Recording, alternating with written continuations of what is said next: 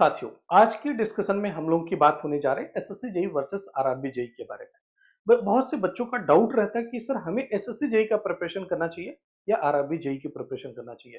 तो don't worry, आज के सेशन में आपको कंप्लीट क्लियर हो जाएगा कि हमें प्रिपरेशन आसान किसकी है और किसकी टफ प्रिपरेशन है, ये भी बात कर लेंगे। कंप्लीट पेपर का पैटर्न के बारे में बात कर लेंगे और करियर अपॉर्चुनिटी कहाँ पे ज्यादा है उसकी भी बात कर लेंगे। और साथ ही साथ हम ये भी देख लेंगे कि सर अभी वैकेंसी आने वाली कब है। तो आप सभी को पता है एसएससी जेईई 2026 के लिए डिटेल नोटिफिकेशन लाइनअप है। आपका एसएससी जेईई सीबीटी 2 का रिजल्ट आ चुका है 2025 का, और 26 का कभी भी नोटिफिकेशन आ सकता है। और आरआरबी जेईई की बात करें तो 4098 पोस्ट के लिए, जो कि आपने इंटरनल नोटिस देखा था, 4098 पोस्ट के लिए जो है वैकेंसी लाइनअप है उसके लिए भी। तो अब दोनों में अगर बात करें तो क्या कंप्लीट बैटल रहने वाली है, आइए एक एक करके देखते हैं। साथियों, अगर बात करते हैं हम लोग SSC JEE versus RRB JEE में, तो सबसे पहली बात आती है सर कि जो है पेपर का पैटर्न क्या होगा, कंडक्टिंग बॉडी क्या होगी। देखिएगा यहाँ पे अगर मैं बात करूं बच्चे ना, तो आपका एसएससी जेईई का पेपर जो कंडक्ट कराती है ना, वो कंडक्ट कराती है स्टाफ सिलेक्शन कमीशन। जबकि जूनियर इंजीनियर आरआरबी में जो वैकेंसी आती है वो रेलवे रिक्रूटमेंट बोर्ड के द्वारा जो है कराया जाता है। और रेलवे रिक्रूटमेंट बोर्ड और जो आपका स्टाफ सिलेक्शन कमीशन है, दोनों सेंट्रल बॉडी है, दोनों जॉब सेंट्रल है। हाँ, लेकिन आरआरबी की नौकरी में केवल आप आरआरबी की जॉब करोगे, और जबकि एसएससी की सेंट्रल वाटर जो भी सेंट्रल वाटर कमीशन है, सेंट्रल पब्लिक वर्क डिपार्टमेंट है, अलग अलग डिपार्टमेंट में आप की मेरिट के आधार पे आप वहां पे जा पाओगे। अगर फ्रीक्वेंसी की बात करें तो देखो एसएससी की वैकेंसी आपको रेगुलर बेसिस देखने को मिलेगी। एनुअल रिक्रूटमेंट साइकिल आपको देखने को मिलेगा हर साल कॉन्स्टिटेंट आपका जो है वैकेंसी आती रहती है एसएससी जेई में। जबकि अगर बात करें आरआरबी जेई, तो आरआरबी जेई की अभी तो फिलहाल हर साल आ रही है, लेकिन इसके पहले पीरियाडिक आती थी 3 साल 4 साल 5 साल में कभी एक बार। ठीक है ना। तो एसएससी जेई की वैकेंसी रेगुलर होती है। सिलेक्शन स्टेज की बात करें तो बच्चे, चाहे आप एसएससी जेई की बात कर लो चाहे आरआरबी जेई की बात कर लो, दोनों में दो पेपर होते हैं, स्टेज फर्स्ट और स्टेज सेकंड। और दो के दोनों कंप्यूटर बेस्ड टेस्ट होते हैं। अब बात आती है सर, एक ही बात अंतर है, पता है क्या? आरआरबी जेई के सीबीटी 1 के पेपर का नंबर आपकी सिलेक्शन में नहीं जुड़ता है। सीबीटी 1 ओनली स्कैनिंग एग्जाम है, जिससे ढेर सारे स्टूडेंट को इस अलग किया जा सके और केवल स्कैन करके कुछ ही कैंडिडेट को सीबीटी 2 के लिए पार्टिसिपेट कराया जा सके। लेकिन अगर एसएससी जेई की बात करेंगे तो पेपर फर्स्ट और पेपर सेकंड दोनों के मार्क्स जुड़कर फाइनल सिलेक्शन मार्क बनते हैं। ठीक है। और आरआरबी जेई और एसएससी जेई दोनों में इंटरव्यू नहीं है।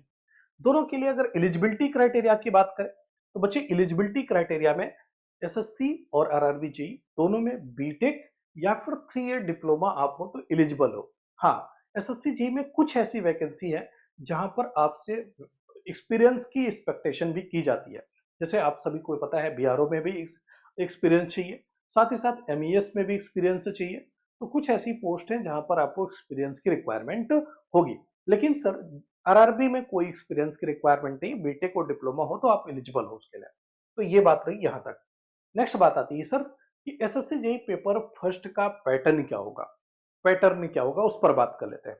तो बच्चे एसएससी जेई सीबीटी 1 के अगर पेपर पैटर्न की बात करें तो आपके कोर सब्जेक्ट, आप सिविल, इलेक्ट्रिकल, मैकेनिकल, इलेक्ट्रॉनिक्स या कम्युनिकेशन किसी भी स्ट्रीम से हो, आपके ट्रेड से 100 क्वेश्चन पूछे जाएंगे आउट ऑफ 200 क्वेश्चन।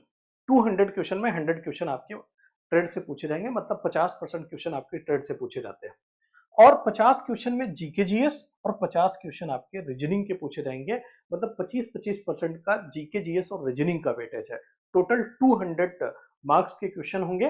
देखिएगा, टोटल 200 क्वेश्चन होंगे, 200 मार्क्स के होंगे। और जी हाँ, निगेटिव मार्किंग होगी, 1/4 की निगेटिव मार्किंग होगी, मतलब 0.25। हर एक गलत क्वेश्चन पर आपका 0.25 मार्क्स कट जाएंगे। ठीक है ना। ये बात नहीं। दूसरी बात आती है बेटे कि पेपर 2, ये पेपर 2 का है। RRB sorry SSC JEE CBT 2 का बात कर रहा हूं। सीबीटी 1 में 200 क्वेश्चन, सीबीटी 1 में केवल आपके 100 क्वेश्चन पूछे जाते हैं और ओनली टेक्निकल पूछे जाते हैं। लेकिन हाँ, डेप्थ ऑफ नॉलेज आपको ज्यादा चाहिए सब्जेक्ट का, क्योंकि न्यूमेरिकल बेस्ड भी क्वेश्चन पुटअप किए जाते हैं और सर कुछ कॉन्सेप्चुअल बेस्ड क्वेश्चन भी पुटअप किए जाते हैं। अच्छा, एक बात और श्योर कर दूं कि एसएससी जेईई सीबीटी 1 में अभी तक तो आपको फिजिकल कैलकुलेटर अलाउड नहीं था, लेकिन इस साल 2025 का एसएससी जेईई का जब एग्जाम हुआ तो फिजिकल कैलकुलेटर आपकी डिस्प्ले पर, आप सॉरी फिजिकल नहीं, आप कह सकते हो सॉफ्टवेयर वाला आपको दिख सकता है, डिजिटल कैलकुलेटर आपकी स्क्रीन पर देखने को मिल जाता है। ठीक है ना। अब ये सीबीटी 1 में जो एक डाउट रहता था कि सर बड़े कैलकुलेशन सॉल्व नहीं हो पाते, तो ये प्रॉब्लम भी सॉर्ट आउट हो गई, क्योंकि अब आपको कैलकुलेटर डिस्प्ले पे देखने को मिलेगा। अगर कोई टफ कैलकुलेशन है तो आप उसे कैलकुलेट कर सकते हो।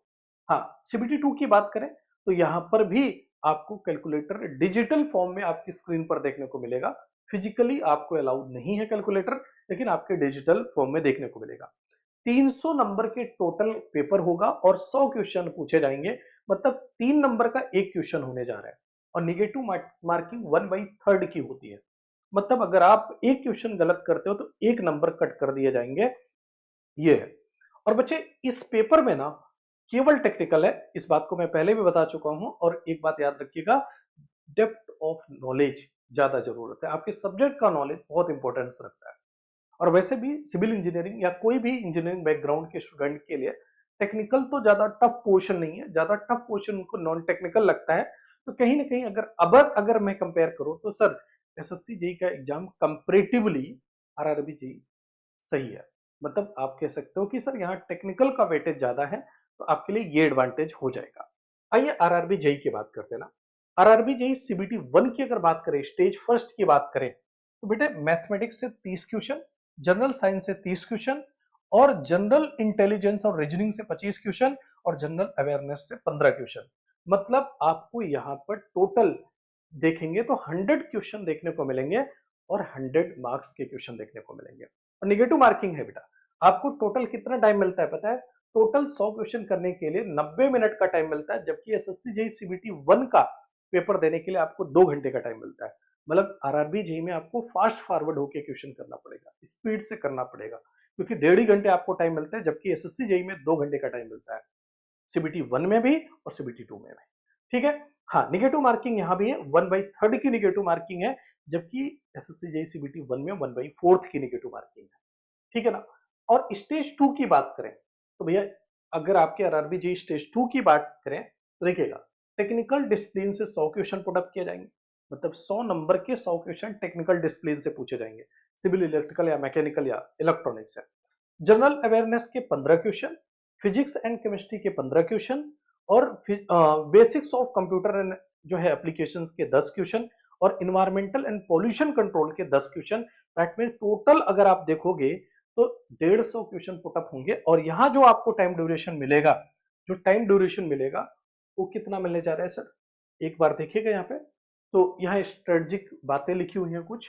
टाइम ड्यूरेशन जो आपको मिलेगा वो अराउंड 2 आवर्स का टाइम मिलेगा लगभग।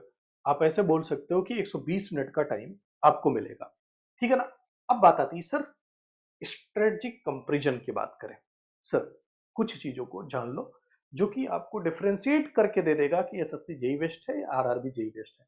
प्यारे साथी, एसएससी जेई में ना आपको एक ब्रॉड जो है एक जॉब करने का अपॉर्चुनिटी मिलती है। फॉर एग्जांपल, आप कम से कम 10 से 12 ऐसे डिपार्टमेंट है जहां पर आपके सिलेक्शन होने के चांसेस हैं, और सेंट्रल लेवल पे काम करोगे, आप ऑल ओवर इंडिया काम करोगे। लेकिन आरआरबी में अगर सेलेक्ट होते हो तो कहीं ना कहीं आप कन्फाइन हो जाओगे, आप अपने जोन के अंदर, आप अपने जोन में ही सीमित रह जाओगे। जबकि एसएससी जेई में हर साल, हर 3 साल पे आपका ट्रांसफर होगा, और अलग अलग स्टेट घूमने का मौका मिलेगा, एक्सप्लोर करने का मौका मिलेगा।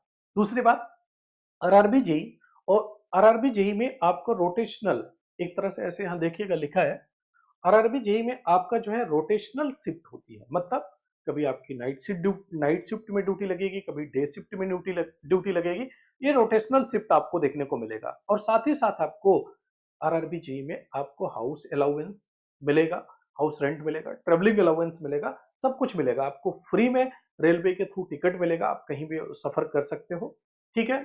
और दूसरी बात, अगर मैं बात करूं दूसरे हैंड पर एसएससी जेई के बारे में, तो बच्चे एसएससी जेई में ना प्रमोशन के चांसेस हैं, डेफिनेटली हैं। आप जेईएन की पोस्ट से एएन की पोस्ट तक जा सकते हो, एएन पोस्ट के बाद एग्जीक्यूटिव इंजीनियर मतलब एक्सीएन की पोस्ट तक जा सकते हो।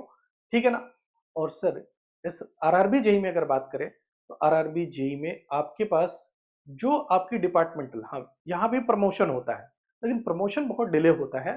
तो अगर आप अपने डिपार्टमेंटल एग्जाम को क्रैक करते हो, सबसे यहाँ पे एडवांटेज क्या हो जाता है, डिपार्टमेंटल एग्जाम आप अपने डिपार्टमेंटल एग्जाम को दीजिए, आप किसी दूसरे रैंक के लिए प्रोसीड कर जाएंगे, तो ये देखने को मिलता है।